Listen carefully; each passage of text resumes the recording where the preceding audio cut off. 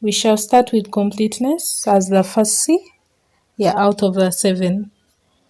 Yeah, completeness. Something that is complete, it's something that has it all. Yeah, so for completeness, it means that the message includes all relevant facts needed by the receiver for the desired reaction. So it means that you've included everything that you want the receiver to know. Yeah, so that you can get the response that you want. That is completeness. So a message is complete when it contains all the facts readers only listeners need for the desired reaction, and that is completeness. So you must know what information your reader wants or needs, and you should be able to know the reader's background, the viewpoint, their needs, the attitudes, and then the emotions.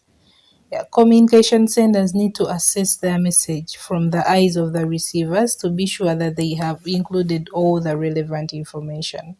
So, in order for you to include all the relevant information, you must know information about the receiver, like what's their attitude towards some things, their emotions, their point of view, what's their background, and all that. So you must get some information about them. What do they want to hear? What are they not willing to hear?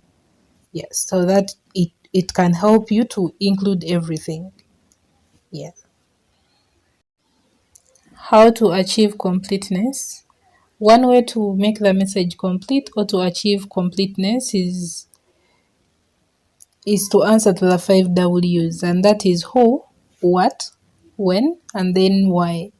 When, where, and why. The five question method is useful when writing requests, announcements, or informative messages. Yeah.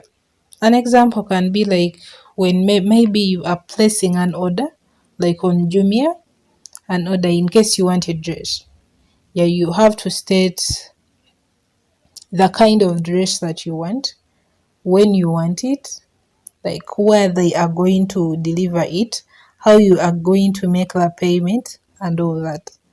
Yeah, if you just order the dress and you've not even specified the color or the size, they'll not bring it because they'll not know where to deliver it, when you want it, they'll not know how the payment will be received.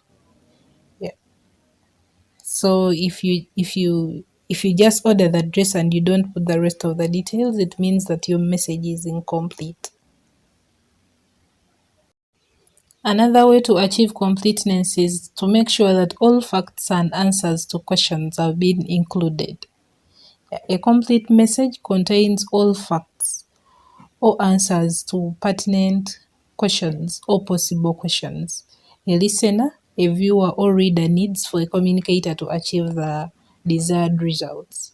Consider if you've given all the facts, covered all essentials, answered all his or her questions. Yeah, like in in in case you communicate that we are having an event, like on Women's Day. Yeah, you just say that we are having an event on Women's Day. That message is incomplete. The listener will ask at what time, where, yeah, and which people are going to be there. Yeah, who is invited and who is not. Yeah, so you should make sure that your message answers all the possible questions from the listener or from the reader. So if you are to communicate that we have an event on Women's Day, say maybe at the pitch at 2 and everyone is invited or only women are invited, there your message will be complete. Another way to achieve completeness is that completeness involves the quality of the message in terms of substance. Substance is like the matter that you're trying to bring to the attention of the receiver, and then the style.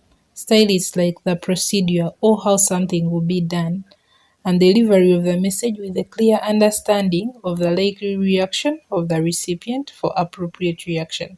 Like in case you are communicating to students that there is registration going on, Like registration is the matter, but explain to them how they're supposed to do it. Tell them you are supposed to go to short tower with your details, yeah, with your with your past slip, with your ID, the former school ID and all that. So explain to them the substance and then the style so that they can understand the message clearly.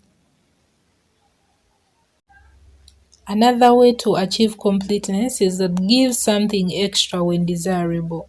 Use your good judgment in offering additional material if the sender's message was incomplete. Like give something extra, the some things that we are supposed to say even though they are not part of the message.